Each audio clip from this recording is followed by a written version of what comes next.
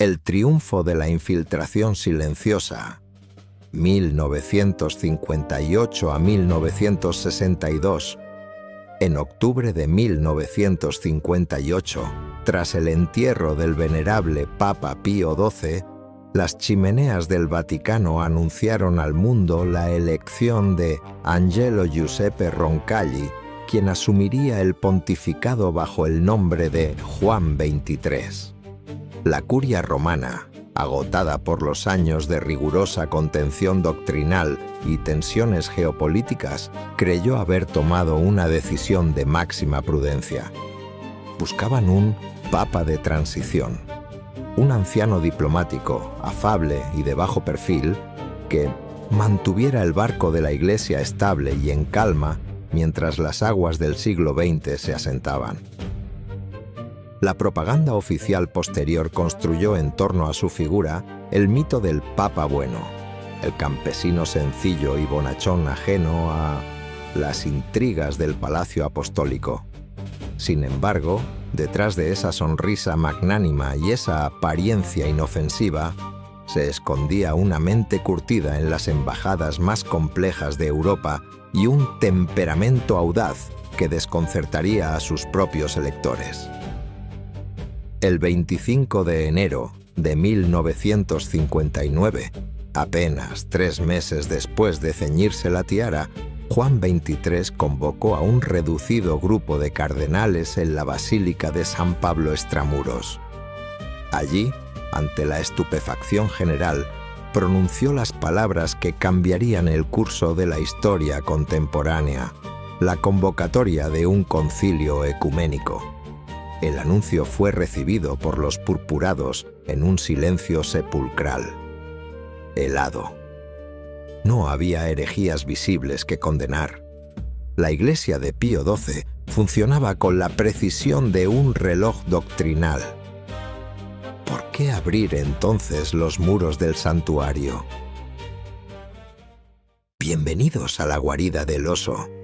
Hoy nos adentraremos en el ojo del huracán para analizar el acta de nacimiento de la Iglesia moderna, el discurso de apertura del Concilio Vaticano II, pronunciado el 11 de octubre de 1962.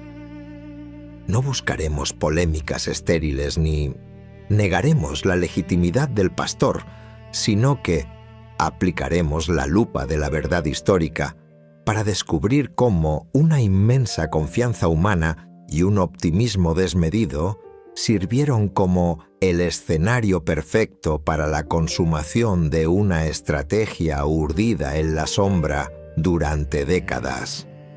El arte de sacar la miel sin agitar a las abejas. La estrategia de la ambigüedad. Sustancia y formulación. Al inaugurar solemnemente la Asamblea Conciliar, en otoño de 1962, Juan XXIII pronunció el célebre discurso Gaudeum Mater Ecclesia, un texto destinado a marcar el nuevo método de la Iglesia en el mundo.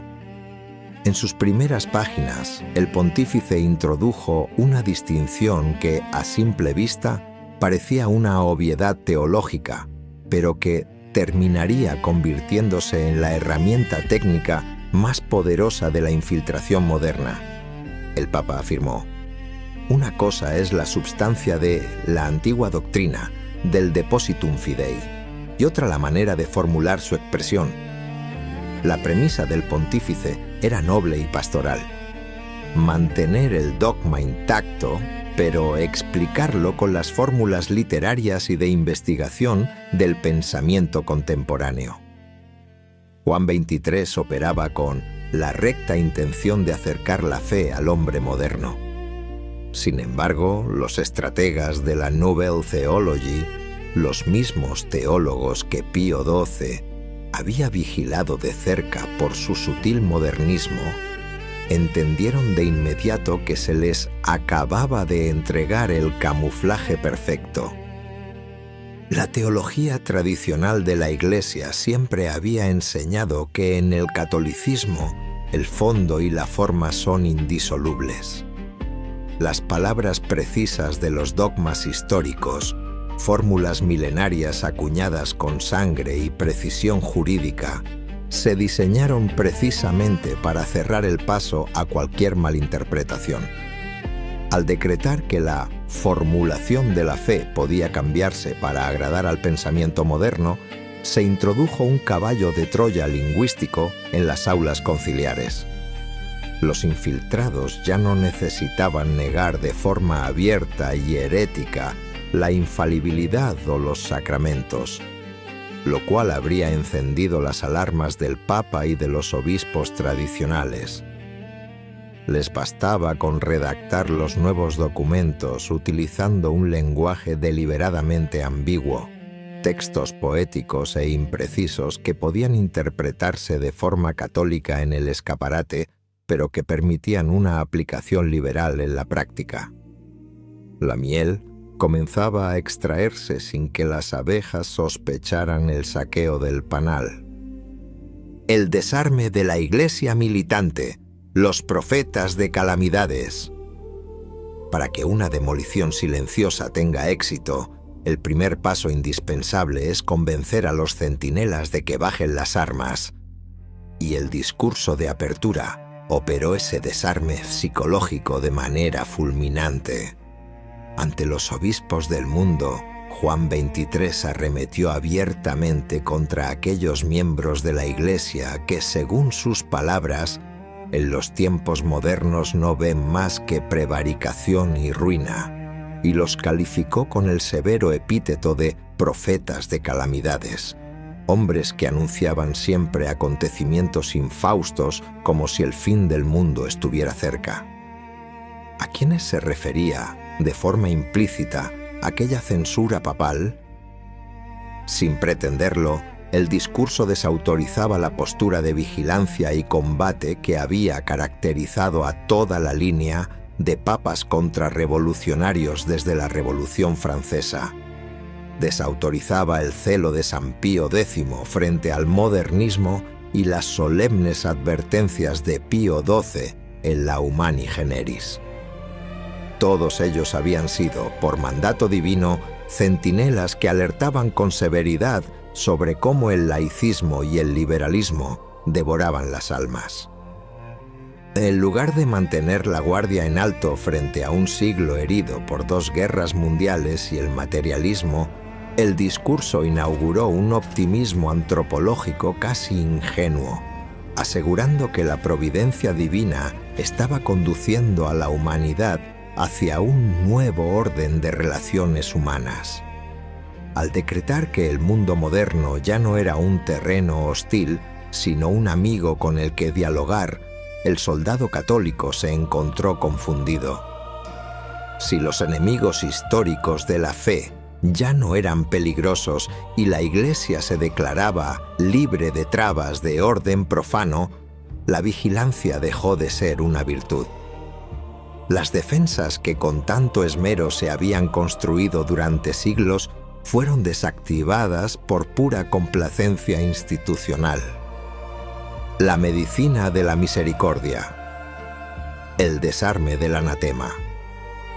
Si el cambio de lenguaje y el optimismo artificial fueron los primeros pasos para neutralizar las defensas, el golpe maestro de la infiltración silenciosa consistió en desactivar la capacidad de la Iglesia para condenar el error. En el corazón de su alocución, Juan XXIII formuló un giro metodológico drástico que redefiniría la pastoral contemporánea. El pontífice afirmó que, en lugar de renovar condenas severas como se había hecho en el pasado, la Iglesia en esta nueva época prefería aplicar la medicina de la misericordia. La intención declarada del Papa era mostrar el rostro más maternal, benigno y paciente del catolicismo ante un mundo herido. Sin embargo, en el orden de la milicia espiritual, esta declaración equivalía a un desarme unilateral. La teología tradicional y el sentido común eclesial siempre habían enseñado que la verdadera misericordia hacia el pecador exige la severidad implacable contra el error. Condenar la herejía no era un acto de odio, sino el acto de caridad más alto de un pastor: advertir a sus ovejas que el alimento que se les ofrecía estaba envenenado. El discurso justificaba esta tregua doctrinal bajo una premisa histórica que, con el tiempo, demostraría ser un trágico error de cálculo. El Papa señaló que los propios hombres, tras sufrir las amargas experiencias de la violencia totalitaria y el vacío del bienestar material, ya se sentían propensos a condenar por sí mismos los caminos que desprecian a Dios y a su ley. Se creía que el hombre moderno, por pura madurez intelectual, rechazaría la mentira. El drama que la historia desvelaría en los años siguientes fue demoledor. Al archivar el anatema y la vara de la disciplina, la Iglesia no logró que el mundo se convirtiera, sino que los infiltrados dentro de sus propias estructuras operaran con total impunidad. Sin el temor a la excomunión o a la censura que Pío XII había aplicado con la Humani Generis, los teólogos heterodoxos se supieron protegidos bajo el paraguas de esta nueva misericordia institucional. Si la Iglesia renunciaba a condenar, todo error tenía derecho de ciudadanía en el aula del concilio. El enfoque de la unidad. La dilución del contorno católico. Con las armas archivadas y los centinelas desautorizados, el discurso avanzó hacia el terreno donde la infiltración pretendía cosechar sus mayores frutos: la redefinición de la unidad de la Iglesia, sentando las bases del ecumenismo moderno. Juan XXIII describió la tarea del concilio como la preparación del camino hacia la unidad del género humano, dividiéndola en 3 círculos concéntricos de luz benéfica: la unidad de los católicos entre sí, la unidad en el deseo con los cristianos separados de la sede apostólica y el respeto hacia la Iglesia por parte de quienes profesan religiones no cristianas. Para el espectador desprevenido de la época, aquellas palabras sonaban a una hermosa exhortación a la concordia universal, pero para el observador teológico, el texto introducía una sutil fisura respecto al magisterio anterior. Hasta ese momento, papas como Pío XI, en su encíclica Mortalium Animos, habían enseñado con meridiana claridad que la única unidad cristiana verdadera consistía en el retorno de los disidentes, protestantes y ortodoxos, a la única y verdadera Iglesia de Cristo de la cual se habían separado. El nuevo lenguaje conciliar comenzó a desplazar el eje. Ya no se hablaba de la conversión o del regreso de los errantes a la verdad, sino de un proceso de aproximación mutua basado en el respeto y la estima de los valores comunes. Sin negar explícitamente el dogma de que fuera de la Iglesia no hay salvación, el discurso comenzó a diluir sus contornos. Se enseñó a los católicos a mirar exclusivamente lo que nos une en lugar de lo que nos separa. Esta sutil mutación conceptual, diseñada para extraer la miel del dogma de la exclusividad de la salvación sin levantar las alarmas de los cardenales tradicionales, preparó el terreno para el relativismo religioso que hoy asola a millones de fieles, haciéndoles creer que cualquier camino espiritual es igualmente válido a los ojos de Dios. El golpe de la Alianza del Rin. La prueba de que las compuertas se habían abierto de par en par llegó apenas 72 horas después del discurso papal, el 13 de octubre de 1962. Aquel día se celebraba la primera sesión de trabajo en la Basílica de San Pedro.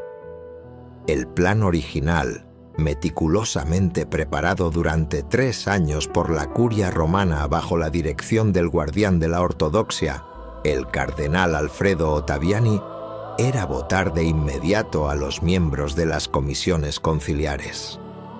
Todo estaba tabulado, ordenado y listo para discurrir por los cauces de la tradición. Fue en ese preciso instante cuando estalló lo que los historiadores conocen como el golpe de la Alianza del Rin. El cardenal francés Achille Liénard, saltándose el protocolo y arrebatándole el micrófono a la presidencia, exigió aplazar las votaciones. Argumentaba que los obispos no se conocían entre sí y que necesitaban tiempo para elaborar sus propias listas. El cardenal Joseph Frings, de Alemania, secundó la moción de inmediato bajo un atronador aplauso de las delegaciones centroeuropeas. Aquella maniobra, aparentemente reglamentaria, fue en realidad un boicot perfectamente coordinado en las sombras de los hoteles romanos. Los esquemas y documentos tradicionales que Ottaviani había redactado con total fidelidad al magisterio de Pío XII fueron arrojados a la papelera de la historia ante la pasividad, cuando no el beneplácito implícito, de Juan XXIII.